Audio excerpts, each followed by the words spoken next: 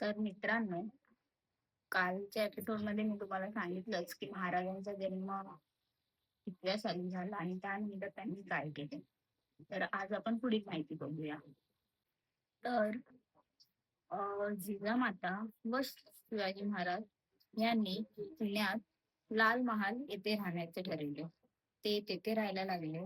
परंतु शहाजी राजे हे बंगळूरला असल्यावेळी त्यांच्याकडे दादाजी कोंडदेव म्हणून एक सरदार होते. त्यांनी त्यांची नेमणूक शिवाजी महाराजांचा कारभार सांभाळण्यासाठी त्या साली केली. परंतु 1647 साली दादाजी कोंडदेव यांचे निधन झाल्यानंतर महाराजांनी कारभार हाती घेण्याचे ठरवले. फक्त वयाच्या 16व्या किल्ले तोरणा, ज्याचे पूर्वीचे नाव हे प्रचंडगड आहे, तो किल्ला जिंकला. तेही त्यांच्या काही तुरळक मावळ्यांसोबत.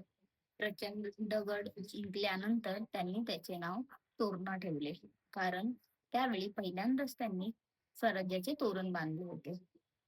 त्यानंतर सर्व धुरा त्यांनी सांभाळायला घेतली व हळूहळू करत महाराज राजमाता जिजाऊ यांच्या निरीक्षणाखाली सर्व शिकत होते व मोठे होत होते.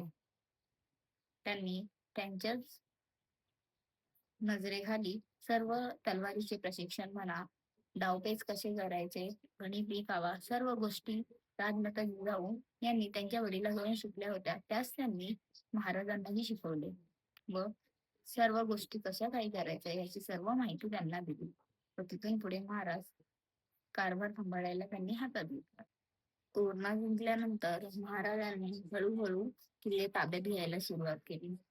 त्यानंतर त्यांनी सिंहगड घेतला, पुरंदर घेतला. पण 1648 साली विजापूरने त्यांच्याजवळ सैन्य पाठवले, का तर त्यांची हुकुमशहा वाढत होती. त्यानंतर 1649 साली शहाजी महाराजांसोबत त्यांनी तह केला. एक तह म्हणजे काही गोष्टी हे केल्या, का तर दख्खनला महाराज ह्या गोष्टी म्हणजे स्वराज्य वाढवण्याचा प्रयत्न करतात हे त्यांना जेव्हा कळालं, त्यावेळी त्यांनी शहाजी महाराजांवर सहमत करून त्या गोष्टी थांबवण्याचा प्रयत्न केला. त्यानंतरही या गोष्टी न थांबल्यामुळे त्यांनी अफझल खानासारख्या एका राक्षसाला महाराजांवरती सोडले, म्हणजेच त्यांना दख्खनला पाठवलं, का तर महाराजांच्या या गोष्टी थांबवण्यासाठी.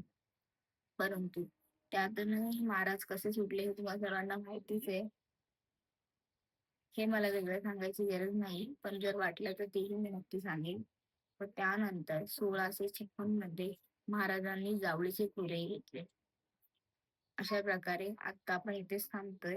यामध्ये फक्त आपण थोडीशीच माहिती घेतली. रोज मी अशी थोडी थोडी माहिती तुम्हाला नक्कीच देत जाईल. आणि जर तुम्हाला खूप जास्त माहिती हवी असेल तर मला सांगा, मी त्याप्रमाणे मोठा व्हिडिओ बनवेल.